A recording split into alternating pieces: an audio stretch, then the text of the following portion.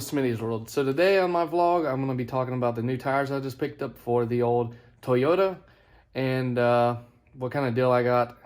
I got a pretty good deal in my opinion for what was available around me. So as y'all know, there's the Toyota sitting on the, I want to say they're American Racing. They've been painted.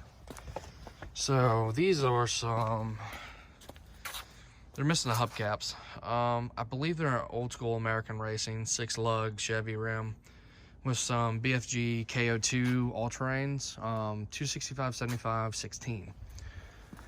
And they did good. They lasted a while. They are getting bald, so I decided let's upgrade. And I didn't want 18s again, and I really didn't want 20s unless I went with 35s on it. So here we have them, 17s.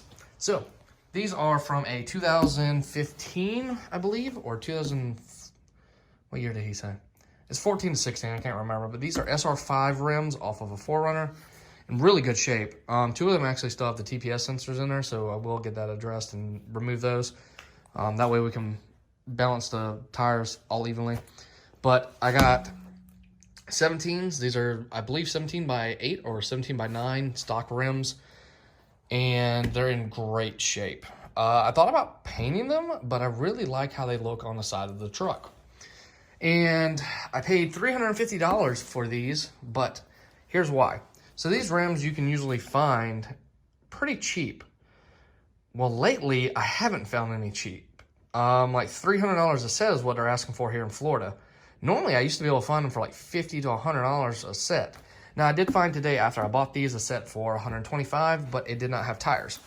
And here's why I bought these.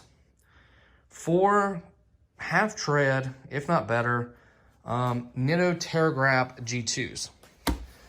So these tires are in really good shape and they will last me until I decide to upgrade back to 33s. These are 265 70 17, which is equivalent to the 265 75 16s. Kind of weird how the math works on that, I guess. But they're in really good shape. No dry rot, no holes, no patches. The kid wanted TRD rims and his dad bought him TRD rims, so his dad sold these. I got a killer deal in my opinion. $350 for the tires. They just got balanced. So the balance is technically good on them. I could throw them on my truck now, but I got some buddies that work at a tire place, so I'm just gonna have them recheck the balance. Also, I'm going to get an alignment because whenever you change tires and tire size, because those are worn down so bad, you want to get an alignment just to make sure. And we have a lot of road construction here in Florida right now. If you live here, you would know. So I'm definitely going to get those balanced up and the alignment done, and then we'll be good to go, and I'll make a video on how it looks. Y'all have seen it with the 18 by 12 negative 44 offset mud grapplers. Awesome tires, really loud, awesome rims, well, wheels. Rims, wheels, I don't want to catch too much in the comments, but great wheels. They're Moto Metal 962s, I believe.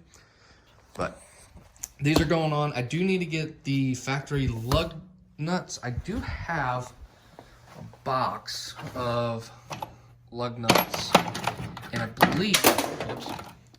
believe these are the factory ones that came with it. I honestly am not sure.